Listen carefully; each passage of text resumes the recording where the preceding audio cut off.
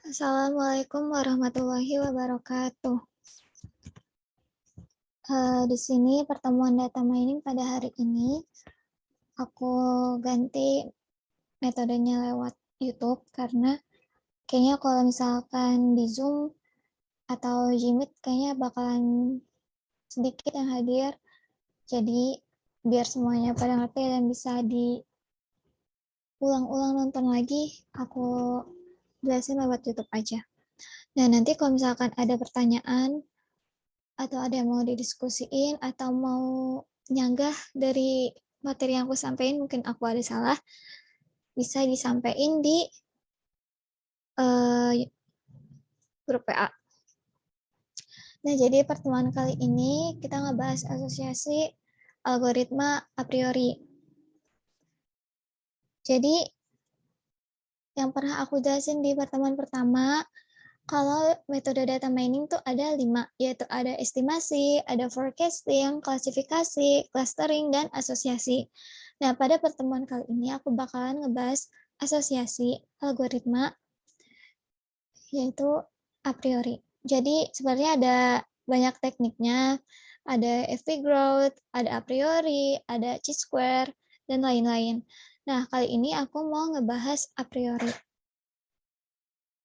Nah, teknik asosiasi atau association rule mining adalah teknik data mining untuk menemukan aturan asosiatif antara suatu kombinasi item. Teknik ini digunakan untuk menemukan pola yang mendeteksi kumpulan atribut-atribut yang muncul bersamaan dalam frekuensi yang sering. Jadi, biasanya teknik asosiasi ini itu lebih ke pola bisnis.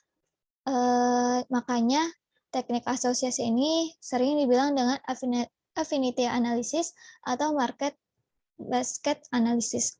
Karena di sini kita menganalisis kemungkinan orang beli barang ini, kira-kira dia beli barang ini juga nggak ya? Jadi kita menganalisis nih apa yang dia beli di keranjangnya, makanya disebut dengan market basket analysis. Nah, sedangkan a priori itu sendiri adalah algoritma pengambilan data dengan aturan asosiatif untuk menentukan hubungan asosiatif suatu kombinasi item. Nah, teknik asosiasi ini erat banget hubungannya sama support dan confidence. Jadi di teknik asosiasi ini kita menghitung support dan confidence-nya. Apa sih support? Jadi support itu nilai penunjang atau presentasi kombinasi item tersebut di dalam database. Sedangkan confidence atau nilai kepastian itu adalah kayak kuatnya hubungan antar item dalam aturan asosiasi. Jadi contohnya gini, misalkan ada teh, dia jual teh sama gula, dan ada barang-barang lain gitu. Misalkan kita mau analisis barang teh sama gula nih. Ternyata menghasilkan nilai support 40% dan confidence-nya 50%. Berarti ada seorang konsumen yang membeli teh, punya kemungkinan juga sebanyak 50% untuk juga membeli gula. Nah, aturan ini kita lihat berdasarkan transaksi, semua transaksi selama ini dan mewakili 40% dari seluruh transaksi tersebut. Nah, metodologi dasar analisis asosiasi itu terbagi menjadi 2 tahap. Ada analisis pola frekuensi tinggi dan pembentukan aturan asosiasi. Nah, analisis pola frekuensi tinggi ini adalah tahap untuk mencari kombinasi item yang memenuhi syarat minimum dari nilai support dalam database. Jadi, sebelum kita menghitung nilai supportnya, kita harus nentuin dulu nih syarat minimum dari support itu juga.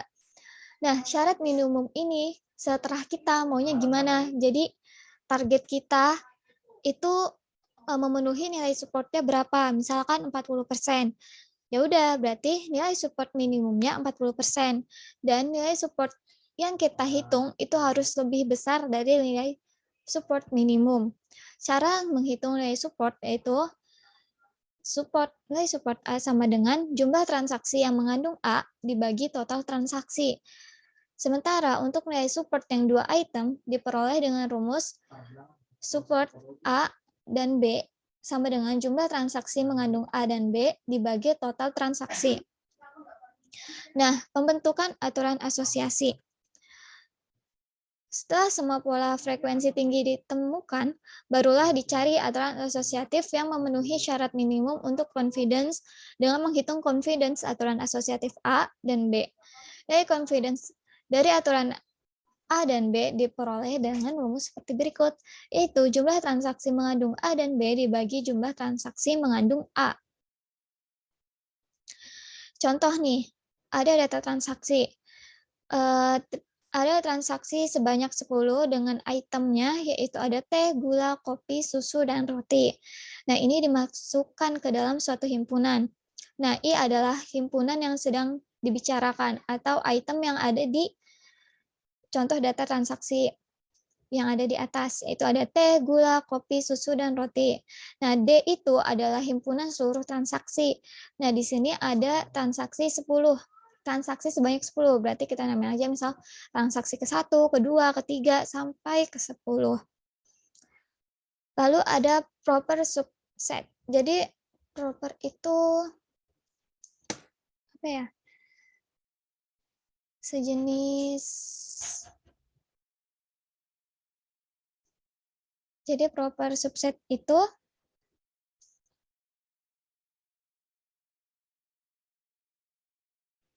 sekurang-kurangnya dia ada satu elemen yang nggak ada di himpunan itu.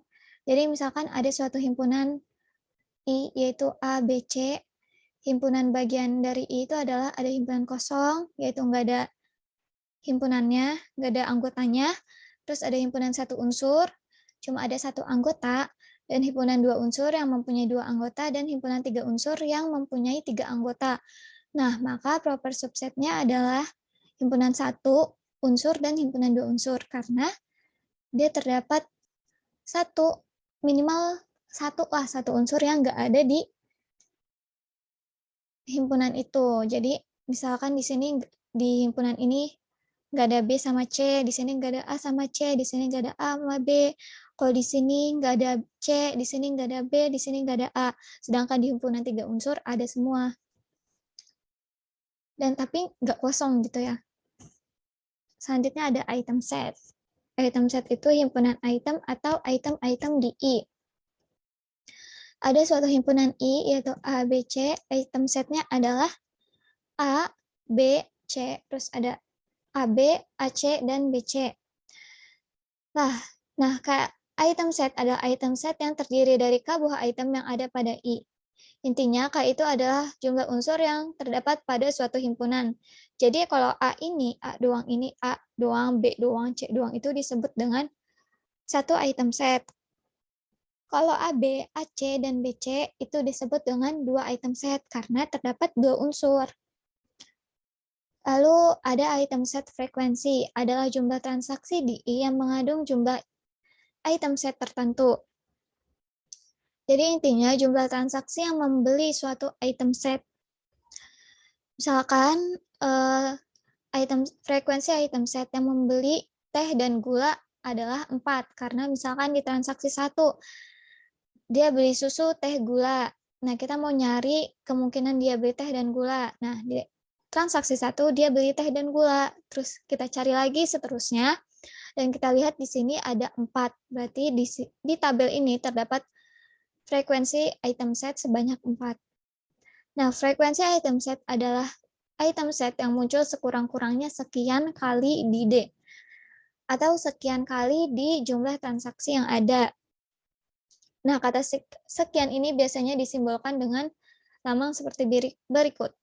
Atau juga disebut dengan batas minimum atau batas minimal support. Kalau aku biasanya batas minimal support. Nah, pertama, dalam menentukan support kita harus cari dulu nih batas minimumnya berapa. Nah, kalau ini nggak ada, ya kita nggak bisa ngitung supportnya berapa, karena kita nggak punya target.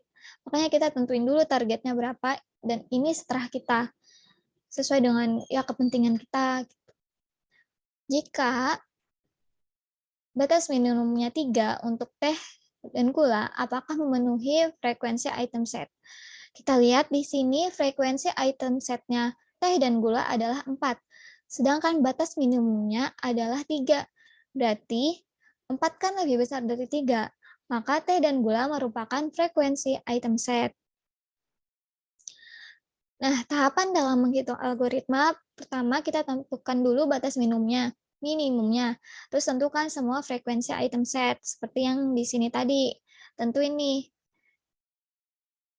yang beli ini, dia beli ini juga. Nah, kita tentuin. Habis itu, untuk setiap frekuensi item set, lakukan hal sebagai berikut. Ambil sebuah unsur, namakan A lah, A, misalkan A. Teh ini A gitu gampangnya. Terus sisanya ya misalkan B, C, D, dan lain-lain. Terus kalau misalkan item setnya 2, berarti AB, terus BC, dan seterusnya. Nah, ini untuk ini nanti aku jelasin di contohnya aja, karena kalau misalkan ngejelasin ini doang kayaknya susah ngejelasinnya gitu. Aku langsung contoh aja. Jadi ada contoh data transaksi. Ada 10 transaksi item yang dibeli misalkan dengan A, B, C, D, AB, AB, dan seterusnya. Kita tentuin kalau nilai minimum frekuensi kemunculannya adalah 4 dan minimal confidence-nya adalah 65%. Sekali lagi, ini setelah kita nentuinnya gimana sesuai dengan kepentingan kita. Nah, di sini tentuinnya nilai support-nya itu, support minimumnya itu atau batas minimumnya adalah 4 dan minimal confidence-nya adalah 65%. Nah, langkah pertama kita buat dulu format tabular data transaksi. Yang pertama kita buat dulu dalam satu item set atau satu unsur. Di sini tadi ada barang A, ada B, ada C, dan D. Kita buat nih A, B, C, dan D. Di transaksi pertama kita lihat dia beli apa aja. A, B, C. Nah ini ditulis dalam bilangan biner. Kalau beli atau true berarti 1, kalau misalkan false berarti 0. Di sini dia beli A, B, C berarti dia beli A, B, C. Terus di transaksi 2 ada D, A, B. Berarti D, A, B. Dan seterusnya. Nah, setelah ini semua udah dimasukin ke dalam format tabular data, kita hitung nih per itemnya aja. Misalkan di A ternyata ada 6, di B ada 7, di C ada 6, di D ada 7. Lalu setelah itu kita buat kedua item set. Kita buat ke dalam 2 item set, berarti dia punya 2 unsur. Misalkan kita kayak kawinkan aja nih, ini nih, masing-masing itemnya. Ini tuh kalau kalian udah belajar matkul matematika distrik atau diskrit, pokoknya itu belajar kombinasi. Di SMA juga pernah pasti. Jadi ya kita kombinasiin aja A, B, A, C, A, D. Terus B, C, B, D. Tapi nggak BA, karena tadi kan udah AB. Terus selanjutnya ada CD, gitu. Kita hitung tadi berapa? Ada AB 1, AC 2, AD 3. Terus ada BC 4, BD 5, lalu CD 6. Berarti ada 6 tabel. Dengan kemungkinan ada 6 kemungkinan dia beli. Di transaksi pertama, kita lihat ini ke tabel sini. Kalau dia pada transaksi pertama, dia beli A sama B enggak? Lihat di transaksi pertama, di tabular data ke-1, yaitu dia beli A, beli B. Oke, berarti dia true. Terus yang kedua juga dia beli A dan B. Yang ketiga juga. Tapi yang keempat enggak. Kita lihat coba. Ya, di sini kita lihat, kita fokus ke A sama B-nya aja. Di sini dia nggak beli, dan seterusnya kita periksa terus. Nah, P di sini artinya item-item yang dijual bersamaan. Jadi istilahnya kayak true, sedangkan S itu false. Ingatkan yang di logika informatika, misalkan true and true berarti true, true and true, true, true and true, true, false and false, false, false and true, false, dan seterusnya. Nah, kita hitung yang true-nya aja nih. Ada berapa yang P? 1, 2, 3, 4. Oke, berarti frekuensinya ada 4. Dan seterusnya. Nah, yang masuk ke minimum support, minimum frekuensinya atau minimum supportnya adalah kemunculannya sebanyak 4 minimalnya. Sedangkan di sini ada yang 3, berarti dia nggak masuk kan, nggak memenuhi kriteria gitu istilahnya. Berarti yang masuk cuma yang AB, BC, BD, dan CD. Lalu dari situ ternyata masih bisa kan, ini masih bisa dicari lagi. Ya udah berarti kita buat ke 3 item set. Di 3 item set kita kawinkan lagi kayak tadi, kombinasiin A, B, C, A, C, D, B, C, D. Nah, selanjutnya kita cari lagi kayak tadi. Kira-kira dia kalau beli A, beli B, beli C, di transaksi 1, iya gak? Nah, iya. Berarti tulis deh, berarti dia true. Selanjutnya terus sampai selesai. Ini juga di B, C, D, di A, B, D. Terus kita jumlahin yang true. Kalau misalkan dia lebih sama dengan 4, berarti dia memenuhi minimum support. Tapi kalau enggak, berarti dia enggak memenuhi minimum support. Nah, di unsur 3 item set ini ternyata enggak memenuhi. Enggak ada yang lebihin dari 4 atau sama dengan 4. Maka dia enggak masuk gitu. Berarti yang masuk adalah yang di 2 item set. Seandainya di 3 item set ini masih ada yang masuk, misalkan di sini ada 5 gitu. Dan anggota dari himpunan itu misalkan ada, ya kemungkinan ada 6 lah gitu misal. Berarti diterusin lagi ini sampai 4 item set atau bahkan seterusnya. Pokoknya sampai ini emang nggak bisa dihitung lagi atau udah kurang dari batas minimum support. Nah, rule yang dipakai adalah if X then Y, di mana X adalah antecedent dan Y adalah konsekuen. Berdasarkan rule tersebut, maka dibutuhkan 2 buah item yang mana salah satunya sebagai antecedent dan sisanya sebagai konsekuen. F1 tidak disertakan karena hanya terdiri dari satu item saja. Untuk antecedent boleh lebih dari satu unsur, sedangkan konsekuen terdiri dari satu unsur. Jadi maksudnya di sini adalah bahwa batas minimum support itu harus lebih kecil dari supportnya, atau sebaliknya gitu, support harus lebih besar dari batas minimum support atau sama. Begitupun dengan yang confidence harus lebih besar sama dengan dari batas minimum confidence-nya. Dari pernyataan if X dan Y itu, kita peroleh bahwa yang memenuhi batas minimum support dan batas minimum confidence itu yang ada di 2 item set. Itu ada AB, CB, AB, BA, BC, CB, BD, dan DB. Di sini AB ada 4, ya kan? AB ada 4. Lalu kita hitung nilai supportnya. Nilai support tadi rumusnya adalah, bentar lupa.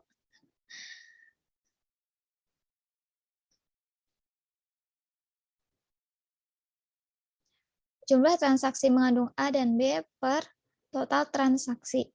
Jumlah transaksi yang mengandung A dan B itu ada 4. Sedangkan untuk jumlah transaksinya tadi ada 10. Berarti 4 dibagi 10 adalah diubah ke persen jadi 40%. Terus kita hitung confidence-nya.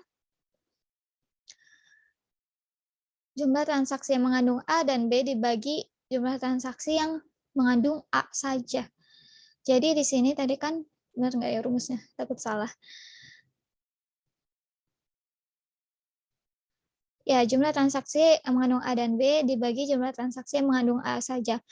Jumlah transaksi yang mengandung A saja itu dilihat dari format tabular data yang pertama. Dia kan 6. Berarti 4 dibagi 6. Itu 66,67%. Dan seterusnya dihitung. Maka diperoleh dari rule if X dan Y, nilai supportnya sama-sama 40%. Lalu nilai confidence-nya itu ada yang A dan B itu kan tadi 66,67%, dan seterusnya. Dan bisa kita lihat yang melebihi dari batas minimum itu yang A dan B, terus C dan B, dan C dan D. Berarti yang memenuhi rule X dan Y, berarti yang ini saja. Gitu. Sekian dari saya. Kalau ada yang mau disanggah atau pertanyaan, atau aku ada yang salah ngomong, kalian bisa tulis aja di WA, tanyain aja di WA. Oke, makasih. Assalamualaikum warahmatullahi wabarakatuh.